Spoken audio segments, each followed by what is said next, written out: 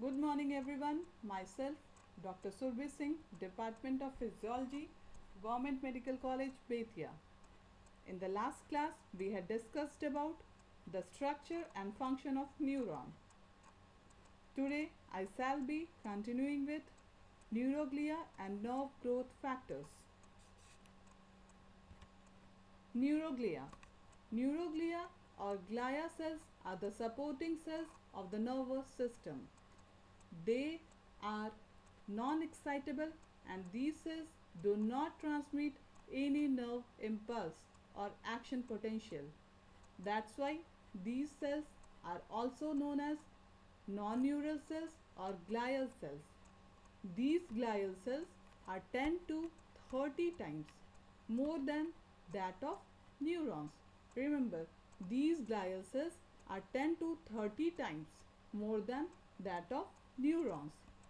And unlike the neurons, these glial cells are capable of multiplying by mitosis. As for example, after brain injury, these glial cells multiply. Coming to classification of neuroglia. Neuroglia has been divided into central and peripheral neuroglia.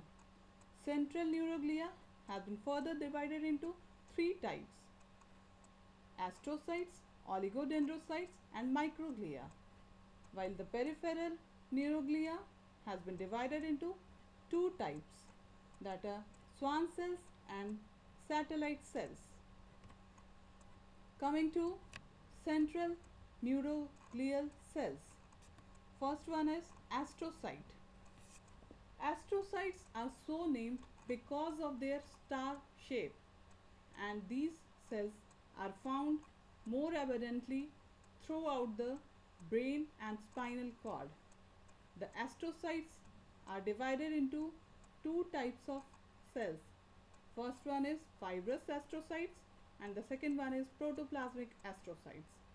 Fibrous astrocytes are present mainly in white matter, and these fibrous astrocytes are associated with nerve fibers or axons, while the protoplasmic astrocytes are present mainly in the gray matter, and these protoplasmic astrocytes are associated with cell bodies of neurons, dendrites, and synapses. Moving on to function of astrocytes. Astrocytes provide the mechanical matrix and they also serve as the metabolic and nutritive function for the neurons. The astrocytes form the blood-brain barrier. That's why these astrocytes regulate the entry of substances from blood into the tissues, and the synapses in central nervous system are usually surrounded by the process of astrocytes.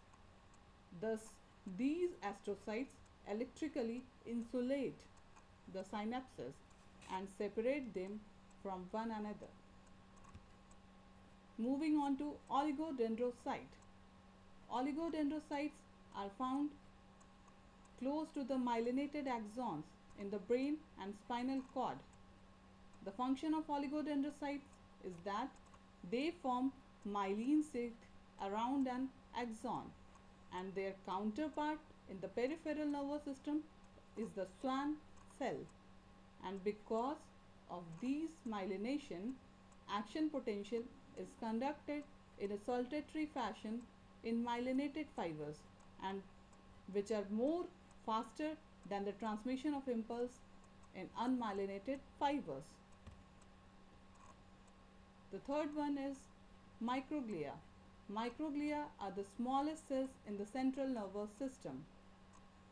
These are the scavenger cells in the brain, and the function of microglia is that if the nervous system tissue is damaged or infected, these cells enlarges and become mononuclear phagocytes to eliminate debris and organisms.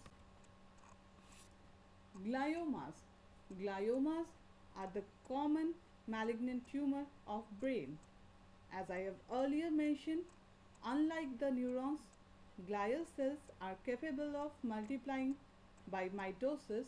So, finally, following the brain injury, neuroglia multiply to fill the space formerly occupied by neurons, and the excessive multiplication of glial cells result in gliomas.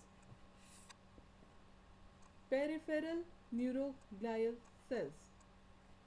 The first one is Schwann cells. Schwann cells are the major glial cells in the peripheral nervous system, and they are the counterpart of oligodendrocytes, which are present in the central nervous system. The function of Schwann cell is that they provide myelination or insulation of the nerve fibers in peripheral nervous system, and they play an important role in nerve regeneration. They remove the cellular debris during regeneration by their phagocytic activity.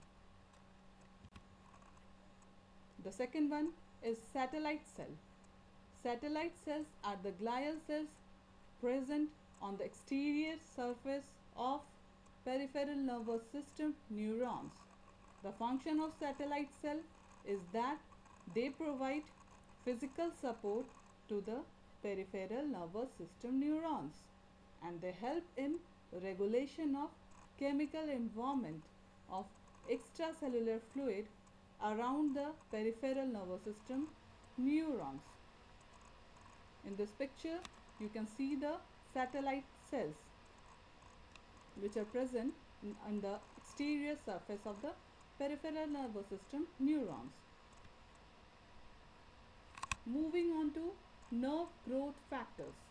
Nerve growth factors are the neurotropins that are found in many peripheral tissues. The neurotropins are number of proteins produced by the structure that the neurons innervate, and also by the astrocytes. These nerve growth factors bind to tyrosine kinase associated receptors at the ending of a neuron, and they are essential for the survival and growth of nerves. Let us discuss about the characteristic features of nerve growth factors. These nerve growth factors are the first neurotropin that are isolated, and they are present in salivary glands, circulation like plasma, and many different tissues. And these nerve growth factors are made up of 2 alpha, 2 beta, and 2 gamma subunits. And the structure of beta subunit resembles that of insulin. The function of nerve growth factor is that they promote early growth and development of neurons, and the major action is on sympathetic and sensory neurons. That's why they are also called sympathetic nerve growth factors. These nerve growth factors are also responsible for the growth and maintenance of cholinergic neurons in the basal ganglia, and the nerve growth factor has important role in treating many nervous disorders like Alzheimer disease and the new neuron degeneration in aging and neuron regeneration in spinal cord.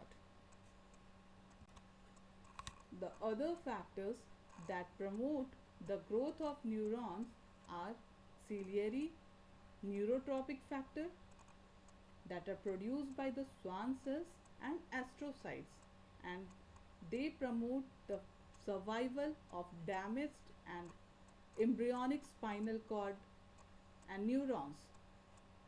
The glial cells derived neurotropic factor. The function of GDNF is that they maintain midbrain dopaminergic neurons.